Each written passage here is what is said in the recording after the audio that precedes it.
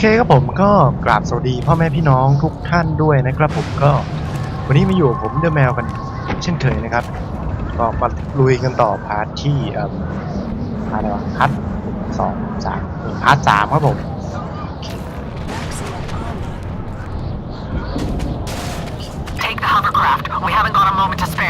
ขอปืน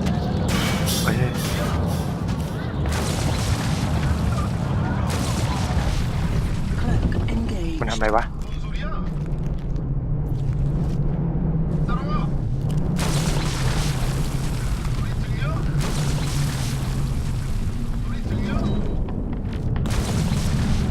ขอปิดไซเลนเซอร์ก่อนนะครับผม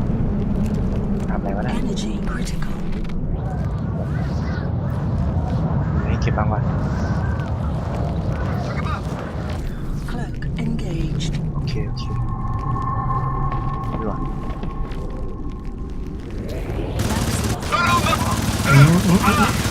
ตายไปดิต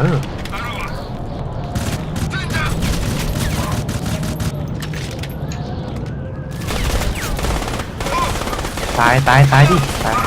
ตายชุดมันเหมือนเรานี่ว่าโอเคอุ้ยเชี่ยรู้แล้วเว้ยปากลับเว้ยไม่โกง100%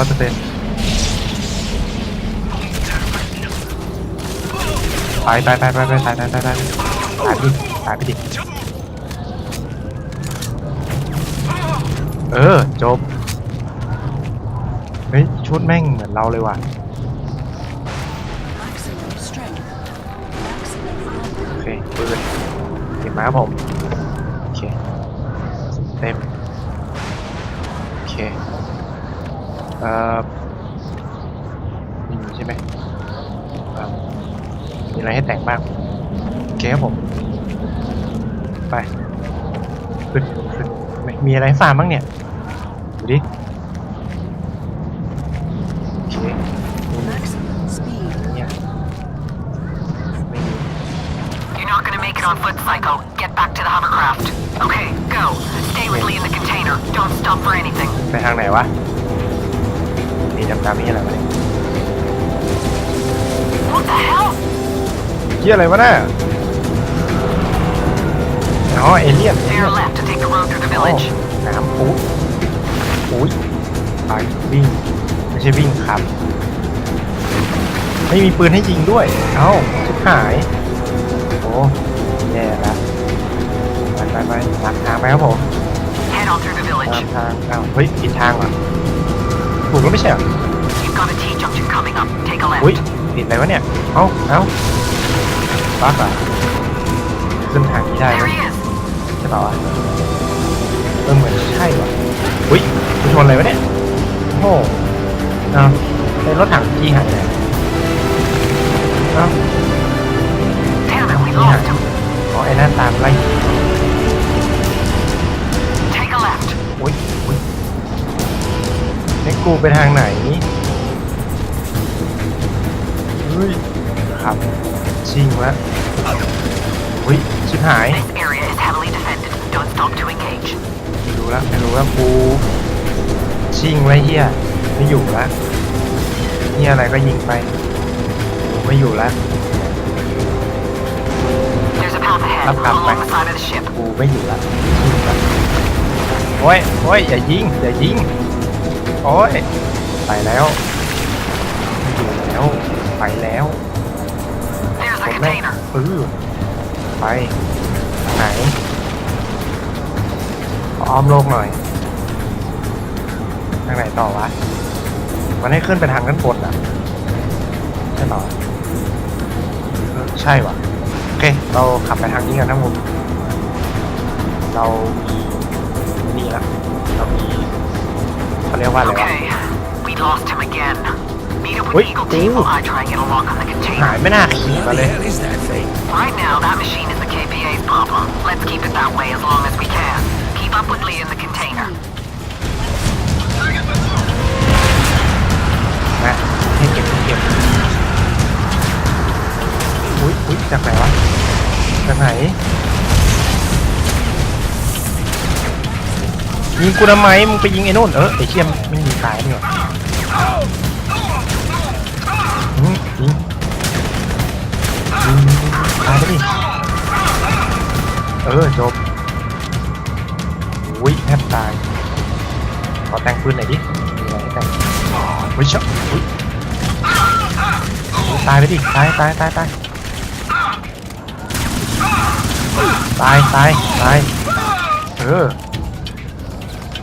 ซับแมชชีนไม่เอาแต่แน่ไม่เอาเก่งเอาเลเซอร์โอเคไปนี่อ่ะ Psycho, Lazy Day, you ชุด copy? ไหน Dane, Psycho, I copy. You need to get เอา over here ASAP. We อย่า lost contact with the other กู nanosuit team. You hear กู anything? กลัวแล้ว Negative. Okay, we're cornered up here, but we found a soft spot in the ice. Okay. Bear's gone down to see if he can't Okay. blast a hole through to the next valley. มีอะไรบ้างวะ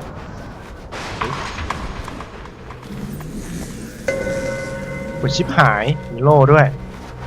แย่ละกด B เพื่อเป็นการส่องนะครับผม จะไม่คุ้มว่ะเอาเคียนนี้ไปแล้วกันโอเคเดี๋ยวแต่งปืนแล้วโอเคมีอะไรไม่มีว่ะมีทางไหนเลี่ยงได้บ้างสีแดงเนี่ยมองไปดูน่าจะเลี่ยงได้จะพยายามเลี่ยงก่อนนะ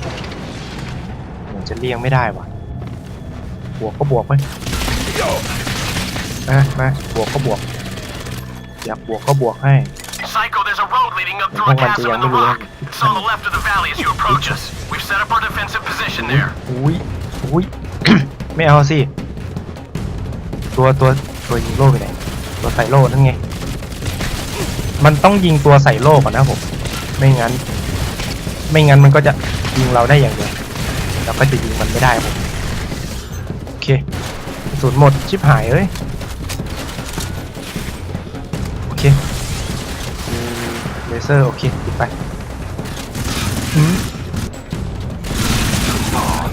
โอเครีบวิ่งก่อนนะผมเดี๋ยวมันระเบิดใส่เรายังไงเก็บศูนย์ตัว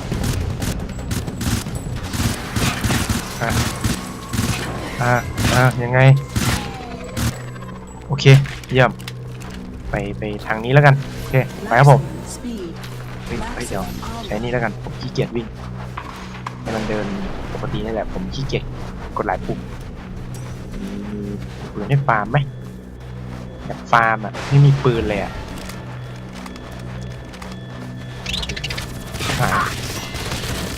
โอเคตายไปดิตายไม่เอาสิไม่เอาอุ้ยแทบตายว่ะโอ้โหระเบิดไปโอเคไปต่อครับผมทางนี้ใช่ไหมโอเคครับผมทางนี้ทางนู้นเหมือนจะมีมากกว่านี้มั้งนะ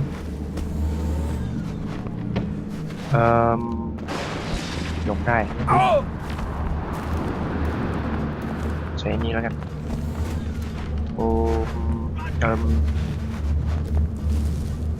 เหมือนจะมีเพื่อนเราอยู่ด้านบนว่ะนั่นไงใช่จริงด้วยโอเค Yeah, well, I sort of เรา owe มา him. เปลี่ยนปืนแล้วเอานี่ออก The last guy stepped on Emerson's dick, almost Taka. made it out in one piece. Okay, everyone, let's go. เขากำลังวางแผนนะผมว่าให้เราไปท Stay focused. ำจะบ้างนะฮะโอเคมีแค่เนี้ยกระสุนเพื่อนขอแต่งปืนแป๊บนะไซเลนเซอร์โอเค Flush him out. ลันช์โอเคเลยนี่แอสซัลเลเซอร์โอเคเราจะใช้เป็นเลเซอร์เป็นหลักนะผมถ้าจะสเตลผมจะอุ้ยมึงไม่มาเคลียร์ด้านหน้าก่อนเรายิงว่าวไม่มาเคลียร์ด้านหน้าก่อนเราค่อยมารับกู Did you find a way แม่ง through? Bear hasn't called in. นั่นไงนั่น Making คือ our way down to his location. ว่าวเอ้ายิงลูกซองกูยิงไม่ว่าวไปตายดิเอ้าไม่โดนอีกโอ้โห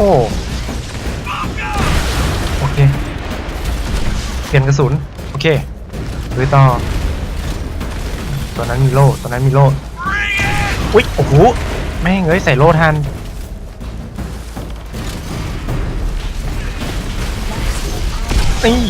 นี่ไม่มีโล่ก็เสร็จดิอ้าวเฮ้ยเหมือนจะตายแล้วว่ะโอเคครับผมเอาไปกันต่อไปใช่ทางนี้โอเคนั่นเองโอเคเดี๋ยวผมหาทาง ยิงตัวใส่โล่แป๊บนึงมีไหนวะตัวใส่โล่นี่ตรงนี้ใช่ไหมโอเคใช่ด้วยยิงโดนด้วยโอ้โหตรงโน้นก็มีว่ะเฮ้ยใครส่องกูเนี่ย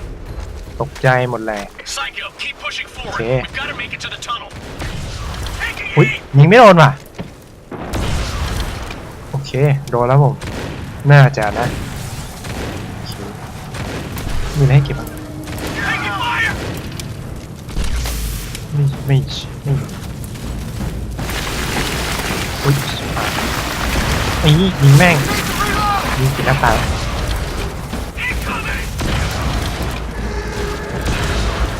4 นัดล่วงครับผมโอเค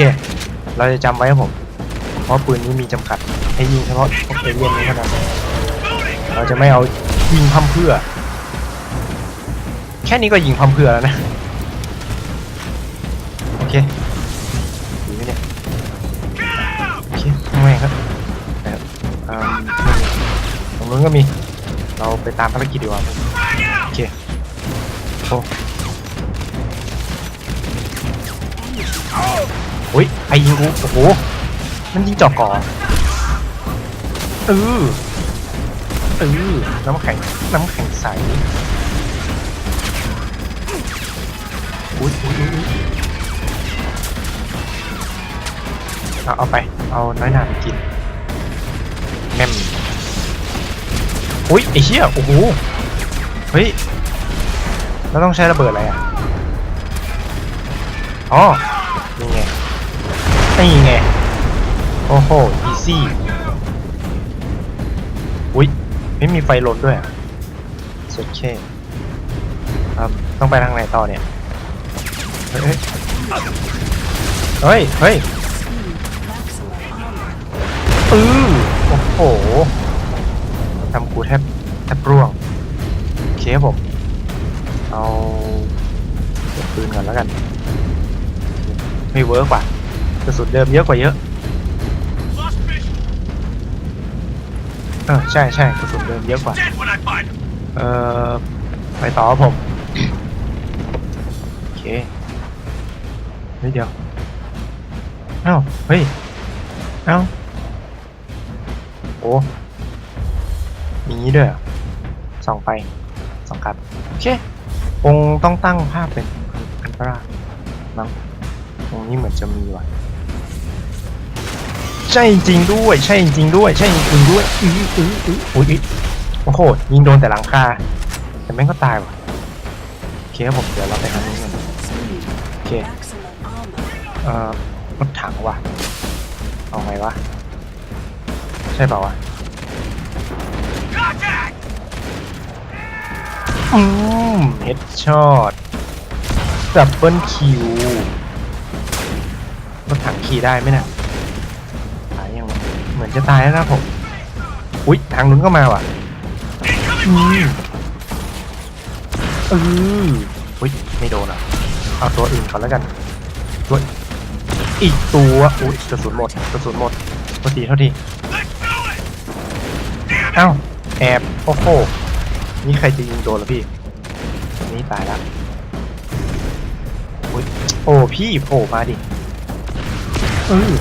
โดนว่ะโดนโอเคครับผมไปทางไหนวะไม่นั่นไงไม่เหมือนจะมีตัวหนึ่งครับผมโอเคออกมาก็ตายไป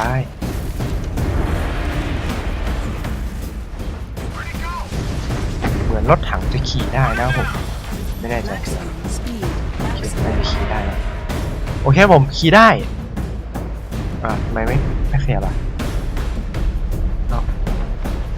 กดอะไรขับวะเพื่อน Where'd he go? We'll find him. เป็นไงเนี่ย อ้าวต้องวิ่งใช่ไหมขี่ไม่ได้ใช่ไหมโอ้ตรงนู้นก็มีว่ะโอเคผมเฮ้ยอ้าวชีคนแม่งแห้ง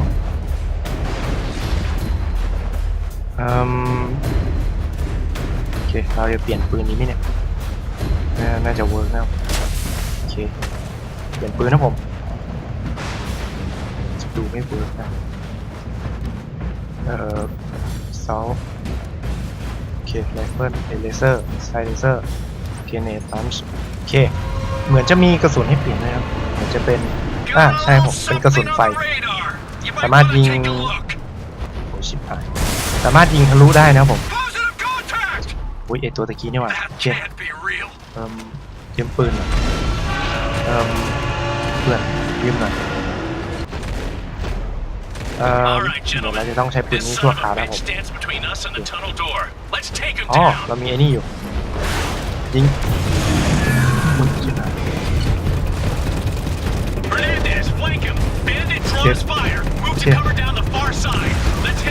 มีปืนอะไรให้ใครไหมไม่มีเหรอทำไมมึงต้องหันมาทางกูวะอย่าหันสิเอาไป headshot double kill triple kill โอเค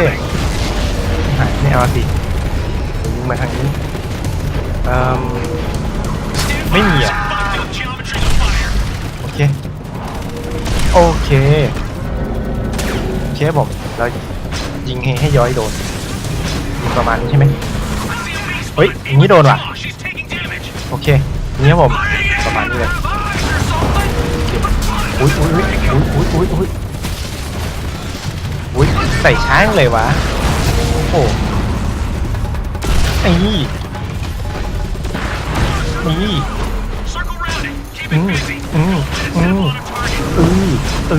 ตายไปสิไม่ตายว่ะโอเคหลบหลังน่าจะหลบได้นะผมโอเคยิงมี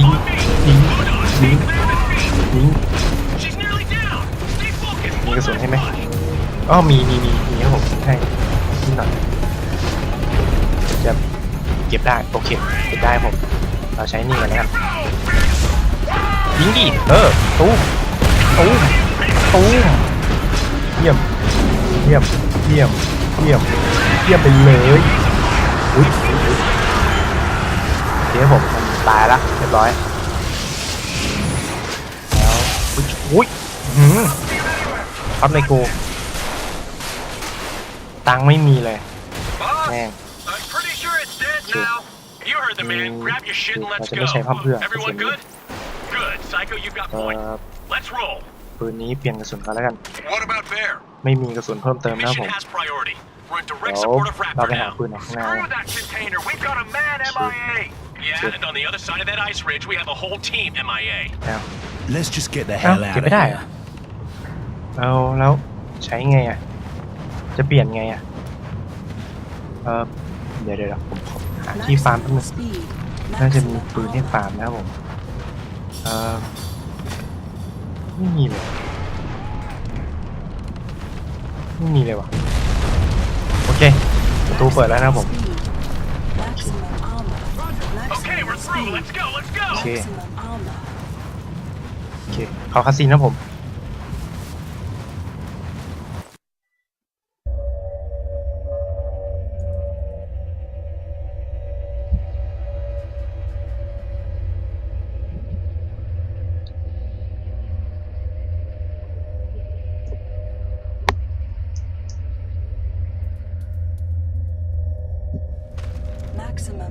Psycho, Emerson, we've been picking up KPA radio traffic that suggests Colonel Lee is near your position. It's imperative that you get back on his trail. มันให้เราจัดการอะไรสักอย่างนะครับโอเค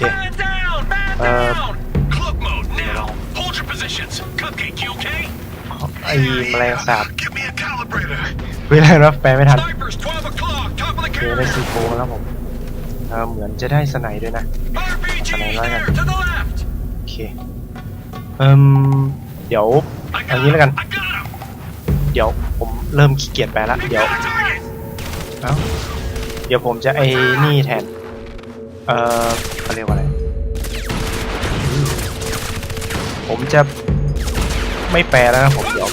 ไปสรุปเนื้อเรื่องตอนหลังจากเล่นจบนะครับผม Wait, kill! โอเค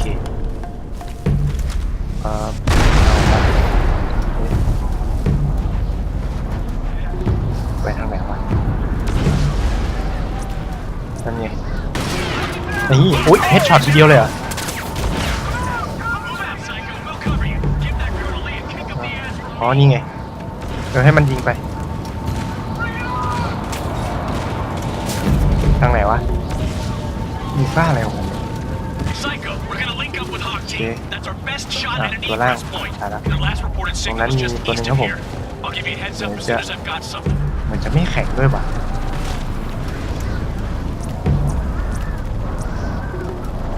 นี่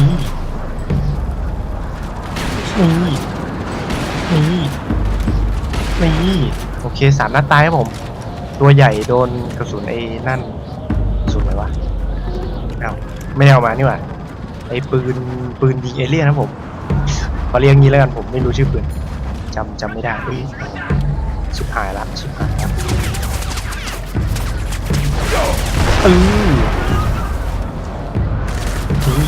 ยิงแม่งเลยยิงต่อนะผมไปเชี่ยโอเคตายผม เป็นการยิงต่อenergy นะผมเพราะมันชุดเหมือนละเพราะมันชุดเหมือนกับเรานะผมโอเคพลังงานใกล้หมดกระสุนแป๊บนึงในขึ้นทางไหนวะขึ้นนี่ใช่ไหมหาทางขึ้นแป๊บนึงนะผมโอ๊ยเอ้าอ๋อขึ้นทางนี้Maximum strength. Maximum speed. Maximum armor. เชื่อ Maximum speed. เชื่อ Maximum strength. โอเค Maximum armor. น่าจะมีตัวที่เราต้องบวกแน่นอนในนี้ครับผม Psycho, we've got strong intel to suggest Colonel Lee is currently immobilized on the far side of the carrier. If you move quickly, you may be able to intercept before he can continue. นั่นไงชิบหายละหน้าขาวเลยยิงแม่งยิง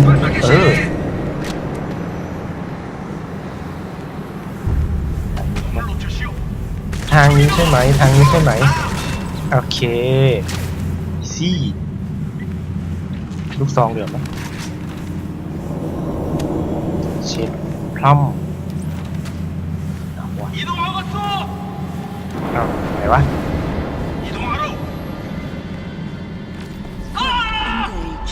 Engaged. มาวินวอล์กกลับไหนวะ Maximum. อะไรวะชิบหายโอ้โห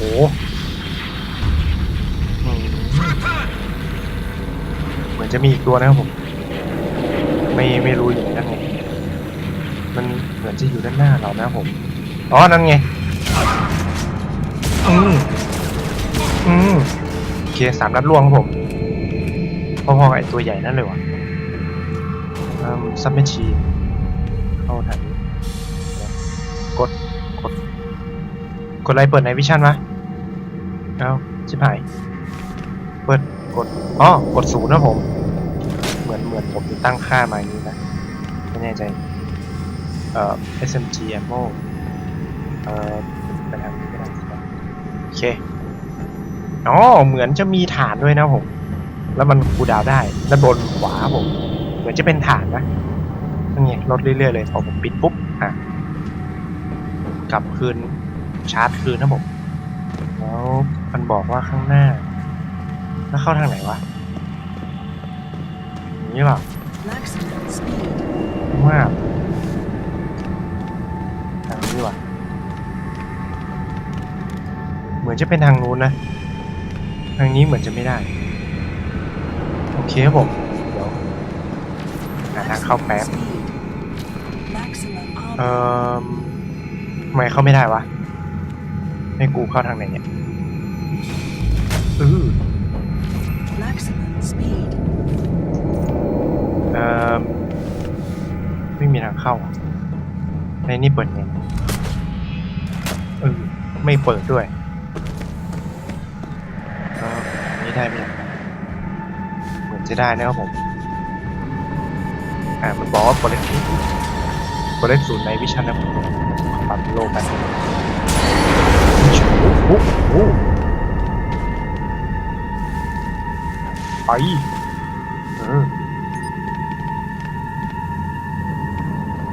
เอาให้ลงใช่ไหมเนี่ยเหมือนจะตันนะผม Maximum speed. ขอตบสักที Maximum armor. ไม่น่าจะมีอะไรนะเฮดช็อตเฮดช็อตไม่ตายว่ะนี่ผมตีอุ๊ยไม่เอาไม่ยิงเราสินายโอเคไม่ตายว่ะโอ้มีที่ไหนอะลูกซองระยะไกล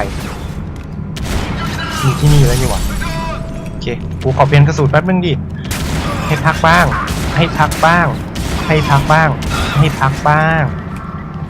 โอเคอีกตัวผมอยู่หน้าเราเลยนี่เอ้าไม่มันไม่มีรีเจนเหมือนเราอ่ะเฮ้ยปุ๊บอุ้ย What the fuck โอเคลุยผมจะสเตลไงให้มันแนบเนียนดีโอเคเดี๋ยวปิดไซเลนเซอร์ไปก่อนโอเคผมแล้วก็เลเซอร์ไม่ต้องสนใจสกปกันเลเซอร์ไม่ต้องโอเค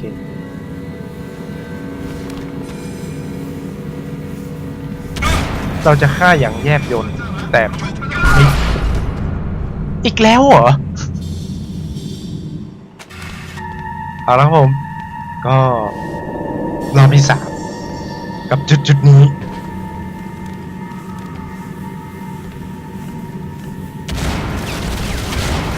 เฮ้ยทำไมไม่โดดวะโดนเมื่อกี้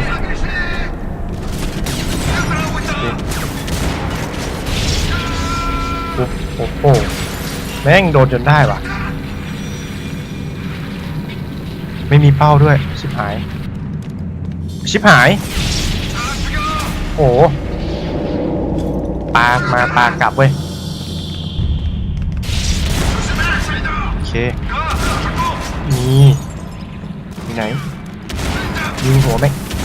ม่โดนอีกโอ้เอาไงละทีนี้เริ่มร้อนเฮ้ยเลเซอร์ลอยได้เหรอ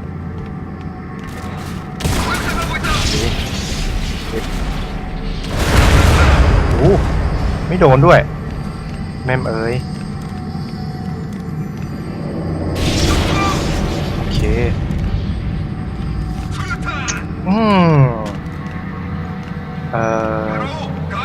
ผมต้องสเตลนิดนึงนะเพราะว่าเดี๋ยวเป็นเหมือนตะกี้อีกไม่ได้นี่ขนาดสเตลแล้วนะโอเคอะไรครับลุงแห้งตายไปดิเฮ้ยไม่ตายว่ะเอาว่ะ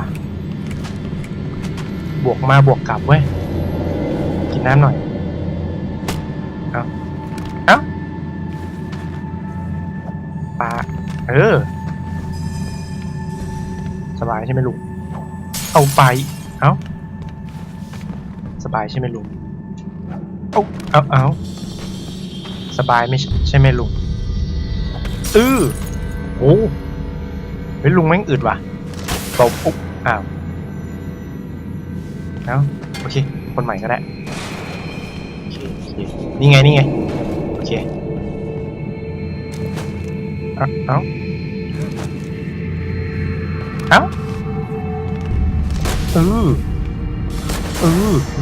ับยามโอเคแล้วเราจะเปลี่ยนไอ้นี่ไงนี่โอเคไปกันต่อผมปืนสั้นใช่ไหมเขาเรียกกันอย่างนั้นน่าจะกระโดดขึ้นทางนี้นะuse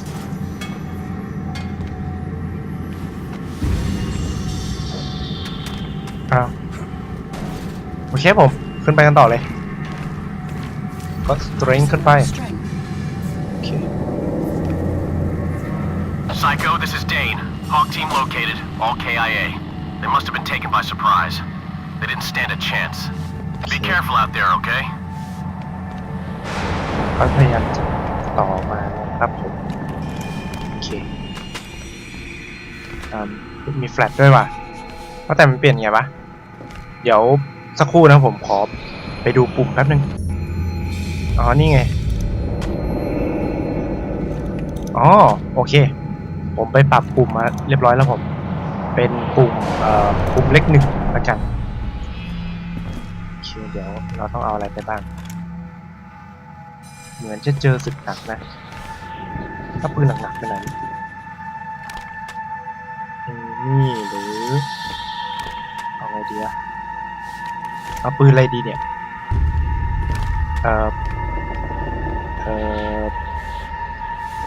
เอาปืนอะไรดีวะไอ้นี่ก็หนักไอ้นี่ก็หนักไอ้นี่ก็เบานี่ก็หนักนะไม่เอาไปแล้วกันนะผมโอเคดูนี่แม่งเลย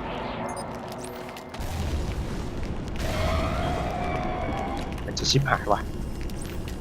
เหมือนจะมีความชิบหายมาเยือนนะครับผม Emerson, I see Colonel Lee moving to pursuit. มาสันกูเห็นอะไรไม่รู้ติดต่อกันไม่ได้อีกโอ้โหหายเลยเดี๋ยวพยายามไม่บวกกัน Energy critical. เอ้าปิกแป๊บเดียวหมดแล้วเหรอหมดไฟอะไรขนาดนั้นวะโอ้โหยังไง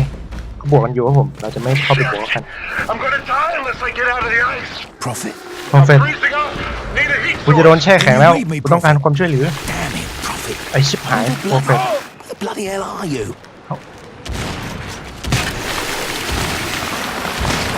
แช่อย่างนี้พี่จะยิงหนูยังไงล่ะจ๊ะเฮ้ยนี่โอเคเราจะวิ่งเราจะยิง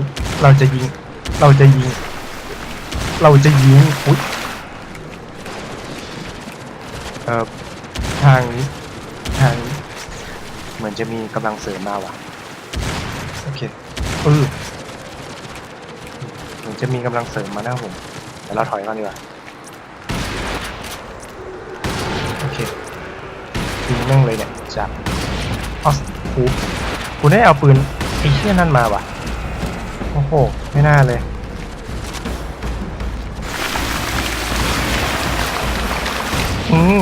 โอ้โหกว่าจะล่วงพี่อุ๊ยชิบหายอย่าล่วงงี้สิแล้วเราต้องขึ้นทางไหนโอ้เราออกมาไกลแล้วเนี่ยโอเคผมเดี๋ยว Critical. เรากลับไปจุดที่มันมาร์กไว้ก่อนโอเคกำลังเสริมมาว่ะทางนี้ขึ้นได้ไหมเหมือนจะได้นะให้เหมือนจะนะโอเคขึ้นได้ครับผมโอเคไปทางนี้แหละโย Maximum armor. โยรับเอกโอเคข้างหน้าเหมือนจะไม่มีนะผม Speed. เงียบเลยเหมือนจะไม่เงียบอ่ะเหมือนแม่งจะตามมาว่ะ Energy critical. Damn. Lost him. Psycho, we've got good news and bad. The good is that there's an egress route. The bad is that it's an abandoned mine that I'm only partially sure is still navigable. What's your threat assessment? You don't want to know. But the alternative is crossing over the mountains at 200 below, so it's a non-issue. Let's rendezvous at these coordinates ASAP. อะไรคือ ASAP วะเดี๋ยวแปลให้แล้วกันเดี๋ยวผมเอาไปอยู่ท้ายเรื่องแล้วกัน Energy critical. แปลไม่ได้จริง Maximum. ๆชุดตะกี้ Maximum. แปลไม่ได้โอ้โหเฮ้ยมึงก็สู้จริงๆโอ้พี่สู้ไม่ถอยเลยอะแต่พี่ยิงดีโอ้โหจับกูทีนี้เละโอ้โหฮอลิชิตจับกูทีนี้เละเนี่ย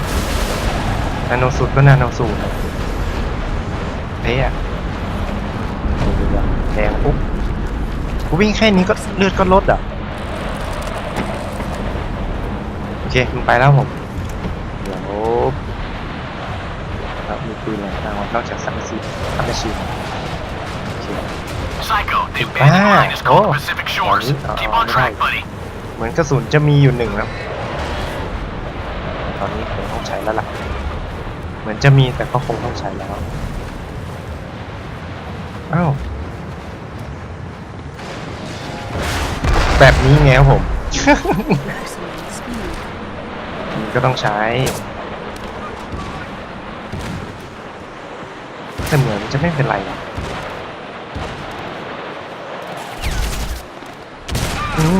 โอ้ยกระตุกอะไร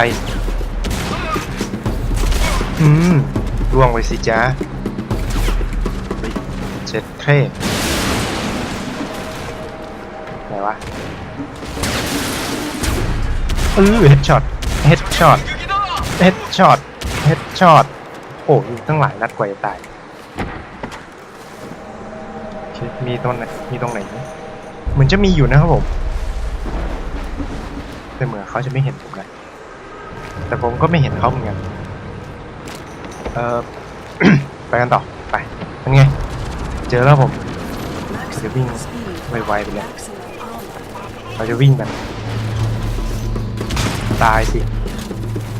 มันก็ตายสิโอเค2 นัด3 นัดตายไหมเนี่ยโอ้ยไม่ตายว่ะโอ้ยตายไหมเนี่ยโอเคตายผมโอเคเปลี่ยนโซนแป๊บ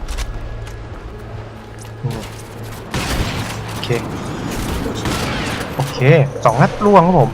เยี่ยมเลยโอเคเปลี่ยนกระสุนกันนั่นไงชอบเติมเกาะให้เพื่อนเหรอนี่ก็เอาไปนี่ก็เอาไปนี่ก็เอาไปนี่โอเคครับผมเก็บงานเรียบร้อยโอเคจะพยายามไม่สเตลแล้วนะแต่อุ้ยเชี่ยโอเคอุ้ยที่ข้อแล้วโอเคตายผมไปต่อ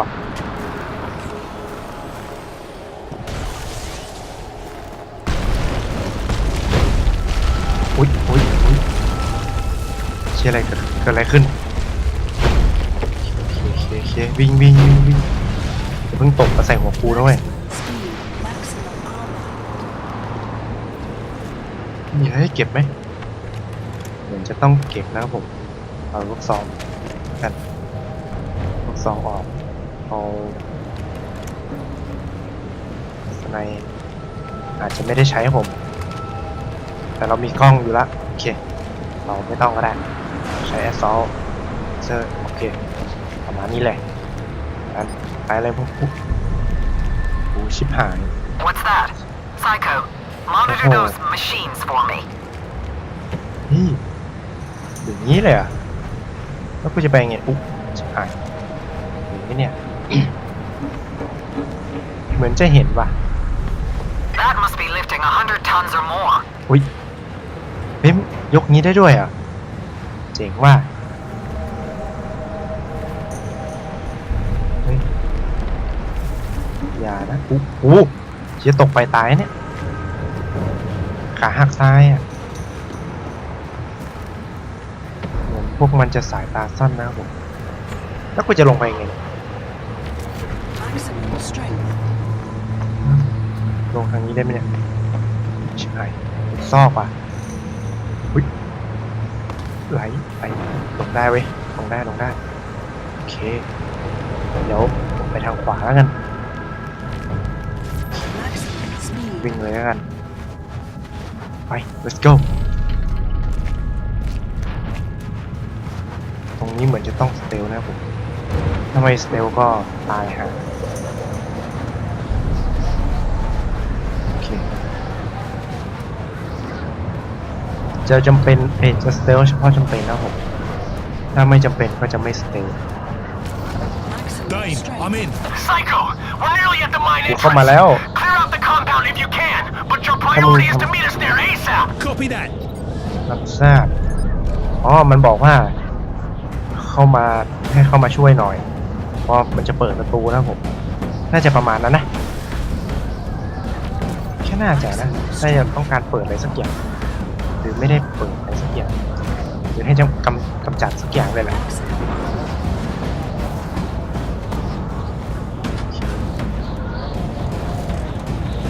เดี๋ยวยากสัตว์โอเคเดี๋ยวพยายามสเตลก่อนนะผมหาทางเข้าแป๊บ ชิบหายโดนเห็นตัวแล้วชิบหาย Psycho, what's your status? Do you need support? We're ต้อง waiting การ for คน you at ช่วย the ไหม main entrance. No, mate. I'll be there ไม่ soon, เป็นไร okay? กูโอเค นอร์แมสเหมือนมึงจะต้องการความช่วยเหลือนะไปประมาณนั้นโอ้โหไม่เอาสิ Maximum armor. เหมือนด้านบนจะเห็นนะผมเดี๋ยว เราจะไม่ยิงนะผม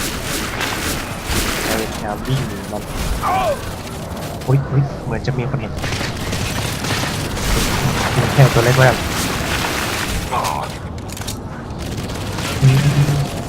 ตายดิโอเคครับผมตายกูก็จะตายเนี่ย Maximum strength. โอเคอุ๊ยชิบหาย Maximum armor. Maximum strength.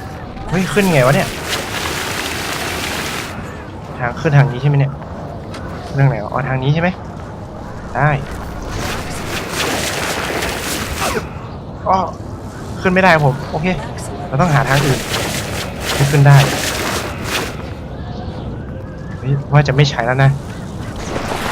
แต่มึงน่ารำคาญเกินไปว่ะเอาถ้าเดียวเขาล่วงอ่ะหายแล้วกูจะขึ้นทางไหนอ่ะทางนู้นอ่ะรู้ว่าทางหน้านู้นว่ะโอเคเดี๋ยวแล้วกูขึ้นตรงนี้ตั้งนานโอเคเหมือนมันจะเริ่มเห็นแล้วนะผม Maximum speed. ทางไหนวะเขียวๆแถวนี้นี่ไง Psycho, we gotta hold these bastards off while Cupcake primes the C4. เราจะใช้ปืน Cupcake, mute บ้า about นี่ 4 or 5 minutes. These temperatures are playing hell with our explosives. ไอOkay, targets are check with me, inbound. Psycho, protect our perimeter. Take the C4 from the cache. เอาเฮ้ยพี่รีบวางดิผมกันได้นะไม่ได้นานนะเว้ยเอานี่แล้วกันไปซูมไกลๆหน่อยนะครับผมมาทางไหนวะเพลงสะตื่นเต้นเลยนั่นไงนี่เก็บไป1 2ครับผม2เก็บ2 3ใน4โอเคเปลี่ยนสุดนัดพี่เดี๋ยวพี่เร็วๆหน่อยดิพี่มัวแต่คำระเบิดมันจะแตกให้พี่ไหมเนี่ยพี่ Holy เร็ว shit, here they come! Hey, Psycho! โอ้โหคำระเบิดนี้เมื่อไหร่มันจะแตกวะเนี่ย There's a metric shit โอ้ ton โหแม่งเอากำลังเสริมมาว่ะ I'd like to take out these little bastards. เหมือนยิงตัวเล็กจะไม่เป็นไรนะไอตัวใหญ่ไม่เป็นไรแต่ต้องยิงตัวเล็ก Hernandez, pin those damn ไอ้ things ยิง down แม่ง with gauss before they get too ยิง close. โอเคยิงเอาชิบหายถึงล่วงกลางอากาศ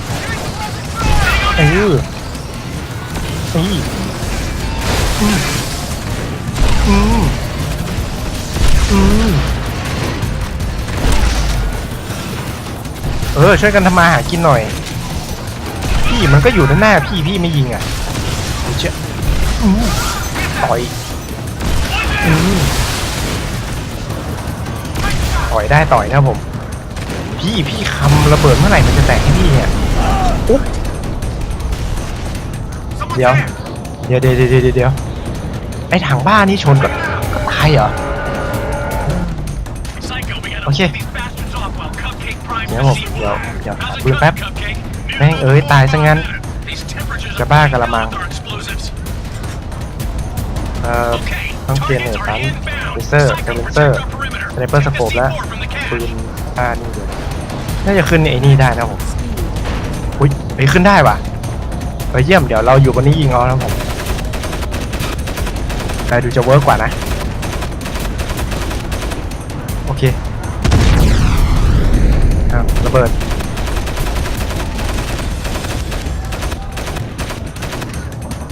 ได้ดูจะเวิร์กกว่านะอยู่บนนี้เอ้าจู่ๆก็ระเบิด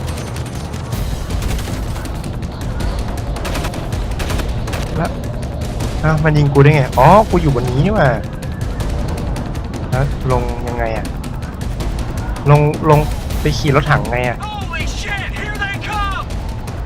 Hey, Psycho! I thought you dealt with these bastards! There's a metric shit ton of them! อ๋อให้คุ้มกันไว้นะไหนวะ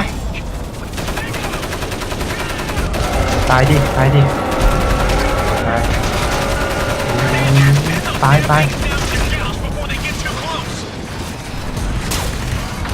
ไอ้ชิบหายยิงว่าว2 นัดอ๋อเหมือนจะเป็นกระสุนระเบิดนะผมก็คือดาเมจสูงขึ้นไม่ใช่ด้วยแม่งเปลืองโอเคเดี๋ยวไปให้ผมเดี๋ยวเปลี่ยนเปิดแป๊บเปลี่ยนเปิดโอเคเยี่ยมมีไหนอีกยิงอุ๊ยยิงไม่ออกอ่ะเอา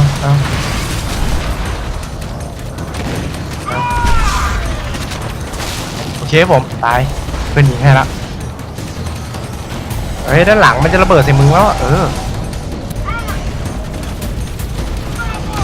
เดี๋ยวมันจะแพ้ระเบิดนี้นะผมน่าจะนะไม่เลยว่ะไม่แพ้เลยว่ะมึงแพ้อะไรวะเข้าสารเตะว่ะอุ๊ยนี่ไงตูมเอาไม่ตายว่ะ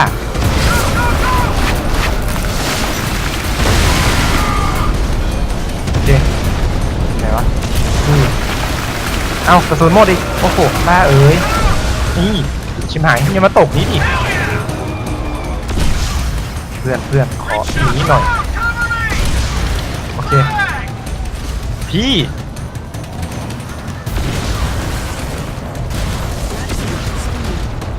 ่คำระเบิดเสร็จยังพี่คำระเบิดเสร็จยังแม่งเอ้ยโคตรนานเลยอุ๊ยโอเคอ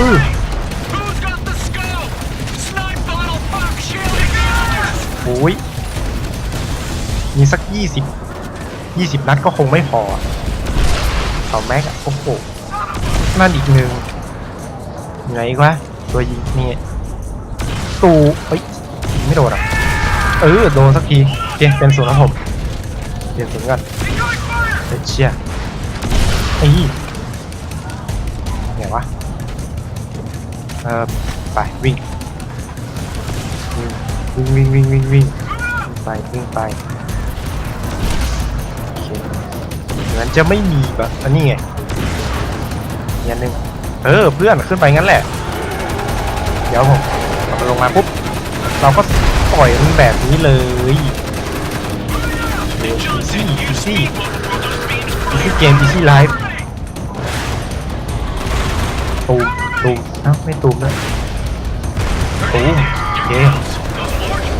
เคเราเก็บไปกัน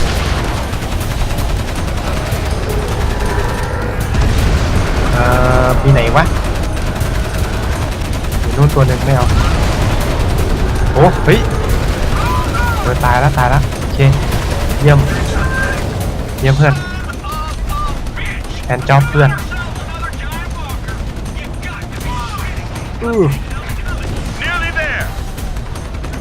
เฮ้ยตัวใหญ่มาว่ะเฮ้ยมึงพี่ทำระเบิดเสร็จยังโอ้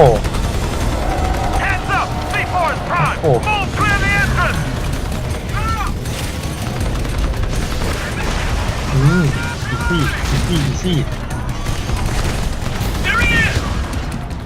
อีซี่จะตักอุ้ยชิบหายแล้วระเบิดสักทีเข้าผมวิ่งก่อนเพื่อนเลยเรารักเพื่อนโอเคโอ้ย